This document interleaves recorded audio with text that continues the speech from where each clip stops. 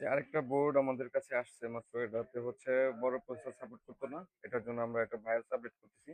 তো আপনারা যদি জানতে চান যে কিভাবে বায়োস আপডেট করে থাকি আমরা, বায়োস না খুলে যে পেন ড্রাইভের মাধ্যমে আমরা কিভাবে বায়োস আপডেট করি, এটা জানতে হলে আমাদের কমেন্ট করেন, আমাদের ভিডিওর কমেন্ট বক্সে কমেন্ট করে আমাদেরকে জানাবেন, আমরা অবশ্যই আপনাদেরকে ভিডিও দিয়ে সাহায্য করব। নতুন একটা ভিডিও আমরা আপনাদের জন্য আপলোড করব।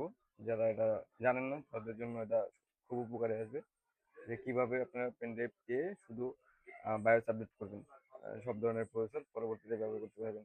তো এটাতে হচ্ছে প্রথমে একটা ধাপ হচ্ছে টাস্ক। এটাতে হচ্ছে আপনার ওপেন করে বায়োসটা খুঁজে, তারপর ফাইল থেকে সিলেক্ট করে কোনটা আপনার প্রপার বায়োস, এটা খুঁজে রানে দিয়ে কমপ্লিট করে এটা কমপ্লিট হবে। বায়োসটা হচ্ছে আপনার ফিজিক্যালি আপনার খুলতে হবে না, পেন ড্রাইভের মাধ্যমে আপনারা ঘরে বসে যে কোনো সময় আপনারা শুধু বায়োস আপডেট করে নিতে পারবেন।